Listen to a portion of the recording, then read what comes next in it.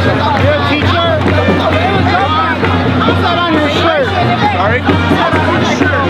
Che Guevara. Can you tell me a little bit about Che? What are you doing here? I'm covering the protest. Yeah. Yeah. What does that have to do with it? Well, you're wearing a Che shirt. I'd rather talk about the schools.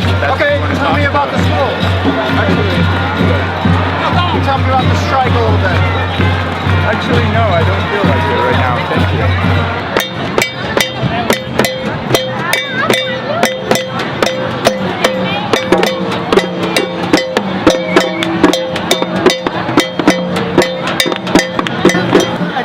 Flag you're carrying. Can you tell me a little bit about the flag that you're holding up?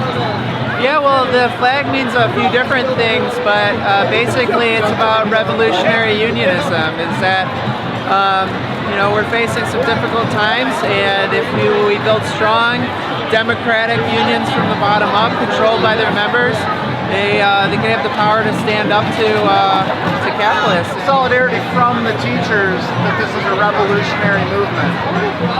Oh, I mean, it's hard to, I would say, you know, at this point, CTU with CORE, I really admire the stance they've taken towards organizing, towards a social movement, social justice orientation that's bigger than bread and butter issues for their members. And in that I see that they are trying to use unions to talk about larger issues affecting society.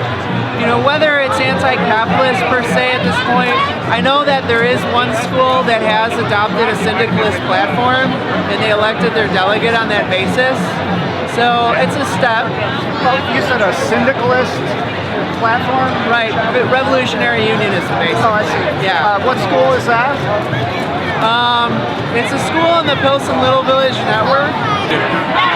We're fighting for simple things like air conditioning for our schools. Schools that are 105 degrees during the summer when the cold come in. That's inhumane.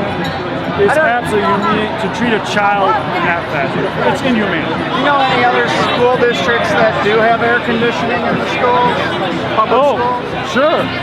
Highland Park. I actually went to Highland Park. There was no air conditioning in the school. Well, it depends which school you go to. And it's what we argue. It's like this.